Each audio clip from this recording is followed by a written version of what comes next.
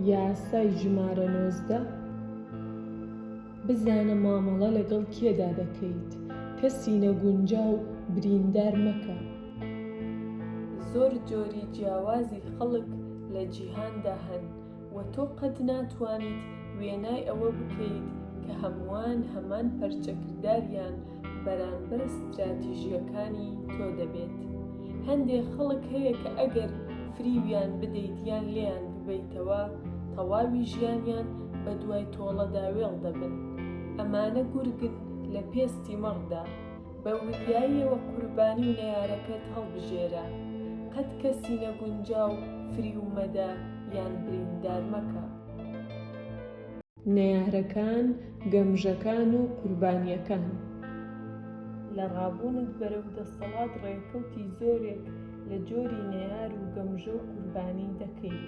بەرزترین فۆرمی هونەری دەسەڵات توانای جیاکردنەوەی گورگەکانە لە بەرخەکان، ڕێویەکانە لە کەروێشکەکان، هەڵۆکانە لە سیسارکە کەچەڵەکان. ئەگەر تۆ ئەم جیاکاریە بە باشی بکەیت، ئەوا سەرکەوتوو دەبیت بەبێ ئەوەی پێویست بکات زۆری لە هەر کەسێک بکەیت. بەڵام ئەگەر کوێرانە مامەڵە لەگەڵ هەر کەسێکدا بکەیت کە دێتە ڕێگە، ئەوە ژیانێکی بەردەوام پڕ لە خەفەتت دەبێت، لەوانەیە بڵێین زۆریش ناژیت. توانینی ناسینەوەی خەڵک و ڕەفتارکردن بەم پێیە گرنگە. ئەوەی لە خوارەوە دێت 5 جۆری هەرە مەترسیدار و سەختی ئامانجەکەن کە لە جەنگەڵدا بەو شێوەیە کە لەلایەن هونەرمەندان و ساختەچی وە بە پێچەوانەوە لە ڕابردوودا ناسراونەتەوە. لوودبەرز و خۆبەگەورەزان هەرچەندە لەوانەیە لە سەرەتادا بیشارێتەوە، شانازی هەستپێکراوی ئەم کەسە زۆر مەترسیدارە. هەر ئیهانەیەکی هەستپێکراو سەر دەشکێنێت بۆ تۆڵەیەکی توند و تیژی بەرچاو. لەوانەیە تۆ بۆ خۆت بڵێیت بەڵام من لە ئاهەنگێکدا تەنیا ئەوەم وت و ئەمەم وت کە تیایدا هەمووان سەرخۆش بوون. ئەمە گرنگ نییە، هیچ ساغیەک لە پشت زێدە پەرچەکردارەکەیەوە نییە، بۆیە کاتت بە هەوڵدان بۆ لێتێگەیشتنی بە فیڕۆمەدا.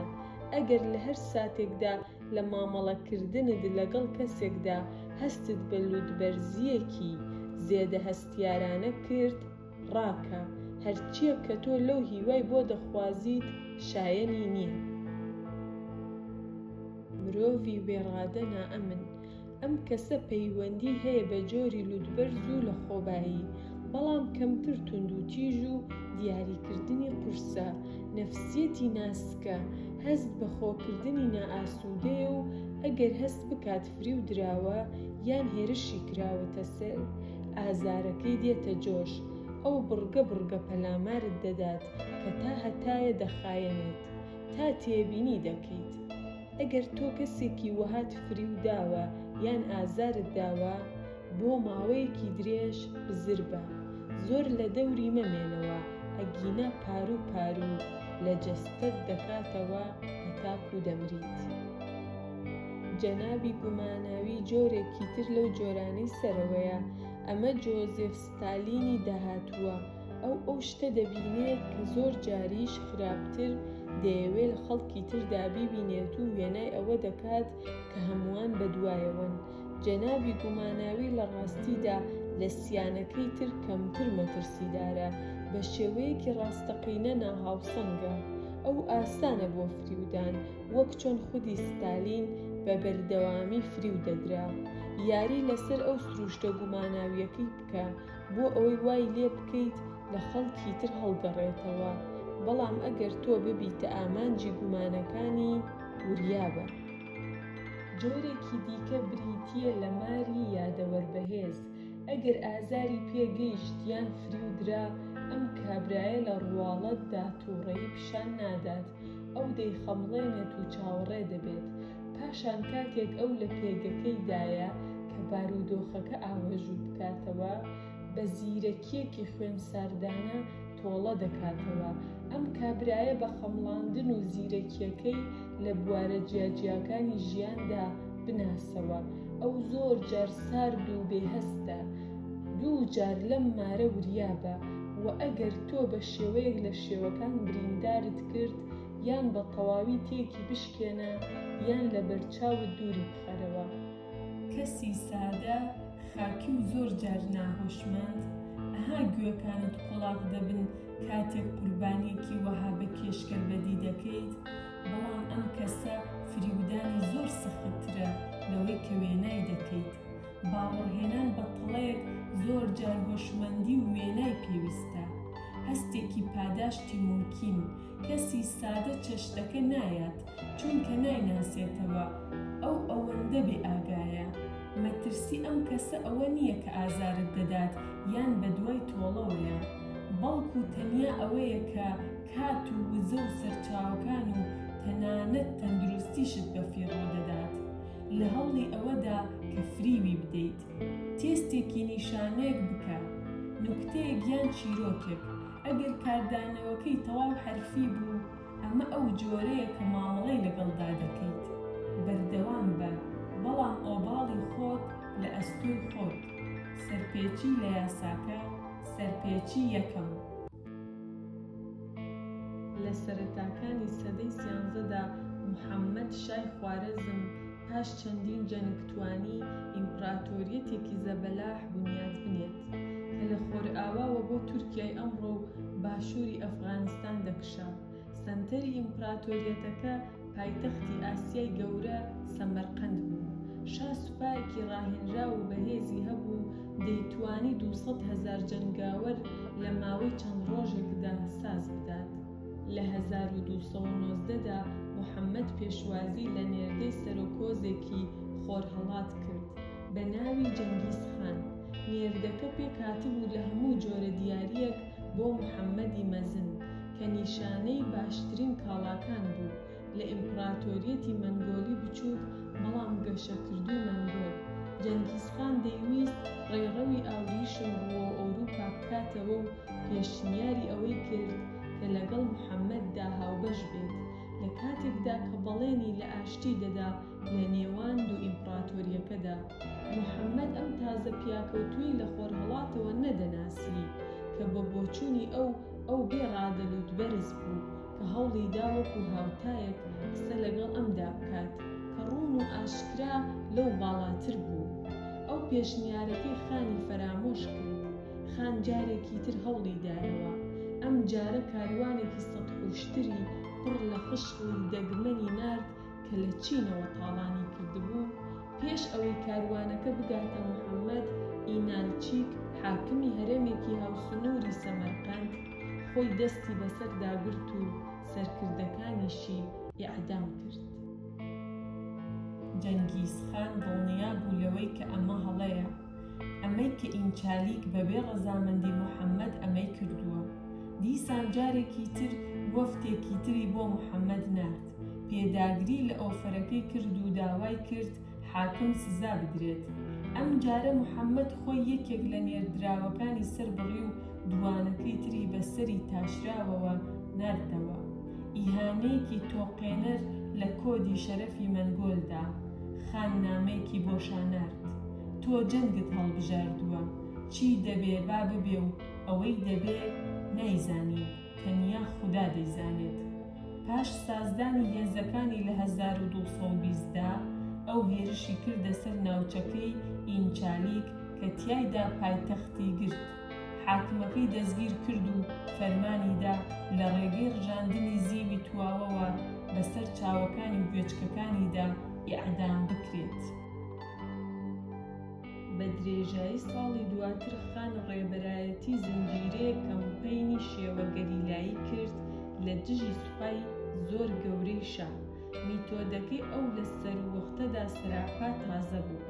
سەربازەکانی توانیان بە سواری ئەسپ زۆر خێرا بجوڵێن و شارەزای هونەری تیرهاوێژی بوون. لە کاتێکدا کە لەسەر ئەسپ بوون، خێرایی و کشکۆکی هێزەکانی ڕێگە خۆشکەر بوون بۆ ئەوەی تا موحەممەد لە سۆنگەی نیازەکانی و ئاراستەکانی جوڵەکانی فریو بدات. دوانجار ئەو توانی لە پێشدا چواردەوری سەمەرقەند بگرێت و پاشان بە تەواوەتی بیگرێت. موحەممەد ڕای کرد و ساڵێک دواتر مرد. ئیمپراتۆریە زەبەلاحەکەی تێکشکا. جەنگیزخان تاکە گەورەی سەمەرقەند ڕێڕەوی ئاوریشم و زۆربەی باکووری ئاسیا بوو. لێکدانەوە قەت وای دامەنێ ئەو کەسەی مامەڵەی لەگەڵدا دەکەیت لە تۆ کەمتر یان لە تۆ لاواسترە. هەندێ لە پەلامەردا خاون کە لەوانەیە وات لێ بکەن بە هەڵە حکم لەسەر ئەستووری پێستیان بدەیت و نیگەران نەبیت لە ئیهانەکردنیان. بەڵام ئەگەر شەرەفیان بریندار بکەیت و لە عەزەت نەفسیان بدەیت، بە توند و تیژیەک وەڵامت دەدەنەوە کە لە ناکاو پەڕگیرانە دیارە بە بەراورد بە هێواشی تووڕەبوونیان. ئەگەر تۆ دەتەوێ خەڵکی ڕەت بکەیتەوە، وا باشترە بە ئەدەب و ڕێزەوە ئەمە بکەیت. ئەگەر چی هەست بکەیت داواکە چەقاوەسوانە یان پێشنیارەکەیان پوچە، قەت بە ئیهانەوە ڕەتیان مەکەوە تا ئەو کاتەی کە باش نەیناسیت. ئەگینا لەوانەیە دەست و پەنجە لەگەڵ جەنگیزخانێکدا نەرم بکەیت. سەرپێچی دووەم، لە درەنگانی 1910ەکاندا هەندێ لە باشترین کڵاوچیەکان لە ئەمریکا ئەڵقەیەکی ساختەچیەکانیان لە دێنڤەر، کۆلارۆدۆ پێکهێنا. لە مانگەکانی زستاندا ئەوان بە ویلایەتەکانی باشووردا بڵاو بوونەوە، پەرەیان بە بازرگانیەکەیان دەدا. لە 1920دا جۆفۆری سەرکردەی ئەڵقەکە لە تەکساس کاری دەکرد. سەدان هەزار دۆلاری بە گەمە ساختە کلاسیکیەکان بردەوە. لە فۆرت وێرز چاوی بە ساویلکەیەک کەوت بە ناوی جەی فرانک نۆرفلیت، گاوانێک کە گاڕانێکی گەورەی هەبوو. نۆرفلیت کەوتە داوی ساختەیەکەوە بۆ قەناعەتەی کە سامانێکی بۆ دێت. حسابە بانکیەکەی لە 45,000 دۆلار بەتاڵ کرد کە هەیبوو. ڕادەستی فوری و هاوڵەکانی کرد. چەند ڕۆژێک دواتر ئەوان ملیوێنانەکەیان پێبەخشی کە دەرکەوت تەنها چەند دۆلارێکن و بە دەوری پاکەتێک لە پارچە کاغەزەوە پێچراون. فوری و پیاوەکانی پێشتر سەدان تەڵەکەی وەهایان ئەنجامدا بوو. زۆر جار ساویلکەکە ئەوەندە شەرمەزار دەبوو بە خۆشباوەڕیەکەی کە بە بێدەنگی پەندی وەردەگرت و دۆڕانەکەی قبوڵ دەکرد. بەڵام نۆرفلیت وەکو ساویلکەکانی تر نەبوو. ئەو چووە پۆلیس کە پێیان وت هیچت لەدەست نایەت. نۆرفلیت بە لێکۆڵەرەکانی وت، کەواتە من خۆم دەچم بە شوێن ئەو کەسانەدا. من خۆم دەیانگرم ئەگەر تەواوی ژیانمم لەسەردا نابێت. ژنەکەی جڵەوی گاڕانەکەی گرتە دەست لە کاتێکدا کە نۆرفلیت سەرانسەری وڵاتی تێی کرد و بە دوای ئەو کەسانەی تردا دەگەڕا کە کەوتبوونە داوی هەمان گەمەوە. ساویلکەیەکی تری دۆزیەوە کە ئەوەی بەسەرهات بوو. هەردووکیان پێکەوە یەکێک لە ساختەچیەکانیان لە سان فرانسیسکۆ ناسیەوە و توانیان قۆڵبەستی بکەن.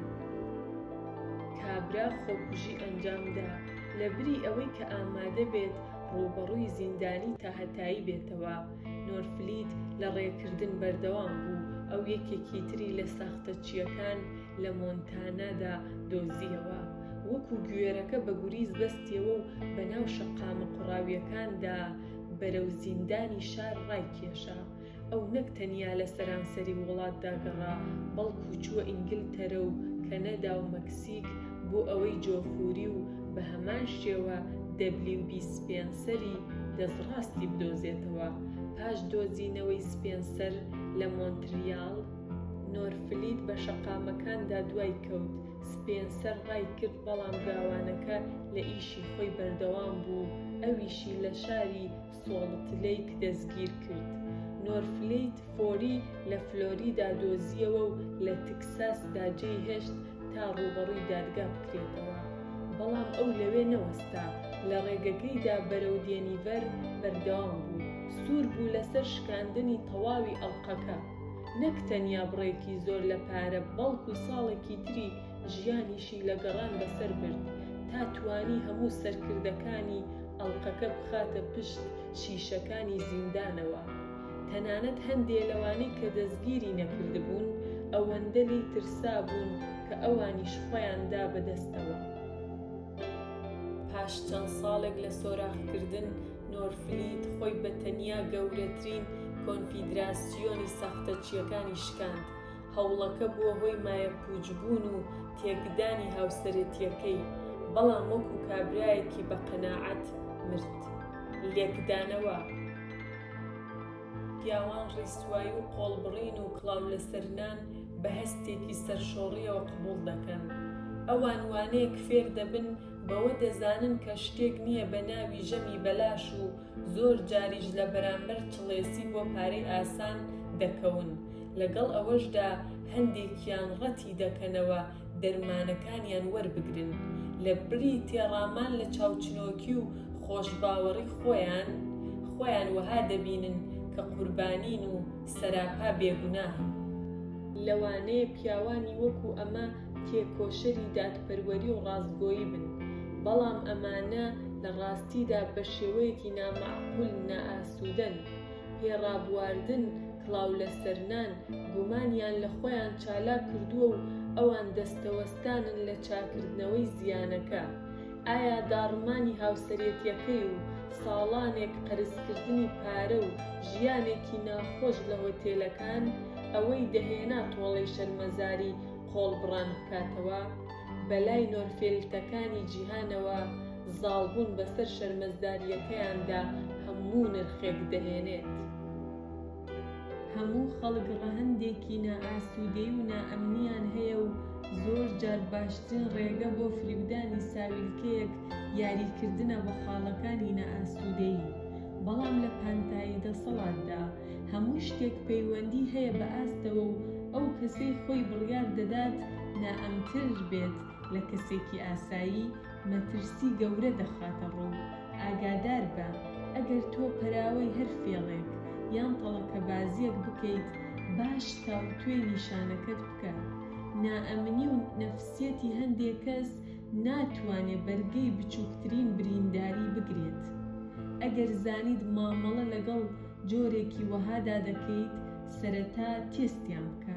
بۆ نمونە نوکتەیەکی نەرمونیانیان لەسەر بکە.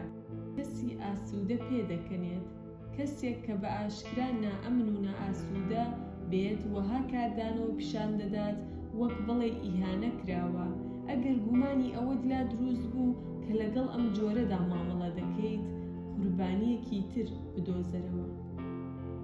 لیلی دەسەڵات توانای پێوانەکردنی خەڵک و زانینی ئەوەی کە مامەڵە لەگەڵ کێدا دەکەیت گرنگترین شارەزایەتیە لە کۆکردنەوە و پاراستنی دەسەڵاتدا. بەبێ ئەمە تۆ کوێریت، نەک تەنیا تۆ خەڵکی نەگونجاو بریندار دەکەیت، بەڵکو تۆ جۆرە هەڵەکان هەڵدەبژێریت بۆ ئەوەی ئیشیان لەسەر بکەیت و پێت وایە مەنایی خەڵک دەکەیت لە کاتێکدا کە بەڕاستی دەیان شکێنیت. پێش هەر هەنگاوێک نیشانەکەت نەیارە ئەحتیمالیەکەت هەڵسەنگێنە، ئەگینا کات بە فیڕۆ دەدەیت و هەڵە دەکەیت. لاوازیەکانی خەڵک دیوەکانی شانازی و نائەمنیان بخوێنەرەوە، ناوەوە و دەرەوەیان بناسە، پێش ئەوەی تەنانەت بڕیار بدەیت ئاخۆ مامەڵەیان لەگەڵ کەیت یان نا. دوو قسەی کۆتایی بۆ وریابوون. یەکەم، لە حکومدان و پێوانەکردنی نێارەکەتدا قەت پشت بە غەریزەکانت مەبەستە. تۆ گەورەترین هەڵە دەکەیت ئەگەر پشت ئەستور بیت بە پێوەری وەها ناڕێک. هیچ شتێک ناتوانێت شوێنی کۆکردنەوەی مەعریفەی کۆنکرێتی بگرێتەوە. بۆ ماوەیەک نێارەکەت بخوێنەرەوە و سیخۆڕی بەسەرەوە بکە. ئەمە لە دوورمەودادا کەڵکی دەبێت. دووەم، قەت متمانە بە ڕواڵەتەکان مەکە. هەر کەسێک کە دڵی ماری هەیە دەتوانێت نمایشی بەزەیی بکات بۆ داپۆشینی. کەسێک کە لە ڕووکەشدا توندە لەوانەیە لە ناوەوە کەسێکی ترسنۆک بێت. فێر بە ئەو دیوی ڕووکارەکان و هاودژەکانیان ببینیت. قەت متمانە مەکە بەو ڤێرژنەی کە خەڵکی لە خۆیانی پیشان دەدەن. ئەمە تەواو متمانە پێنەکراوە، وێنە. ڕاوچیەک هەرگیز ئەو تەڵەیەی کە بۆ ڕێویەکی دەنێتەوە هەرگیز بۆ گورگی دانانێت. ئەو چەشتە لە شوێنێکدا دەنێت کە کەس بەلایدا ناڕوات. ئەو بە تەواوی نێچیرەکەی خووەکانی و دیوە شاراوەکانی دەناسێت و بەو پێیە ڕاوی دەکات. دەسەڵات قەناعەت بکە کە کەسی ناچیزە و ناگرنگ بوونیان نییە. دەشێ هەندێک جار هەر ئەوانە دەسەڵاتێکیان هەبێت بە کەڵکی تۆ بێت کە ئەم کەڵکە بوونی نابێ ئەگەر تۆ جارێک لە جاران برینداریان بکەیت. زۆر جاران هەڵەکان بیر دەچنەوە، بەڵام بریندارکردن قەت بیر ناچێتەوە. نەفسیەتمان هەمیشە بیری دەمێنێت. پێچەوانەکردنەوە چ چاکەیەکی مومکین دەشێت لە نەزانی لەمەڵ ئەوانی ترەوە بێت. فێر بە لە بەرخەکانەوە شێرەکان بناسیتەوە، ئەگینا باجەکەی بدە، پەیڕەوی لەم یاسایە بکە لەو پەڕیدا. پێچەوانەبوونەوە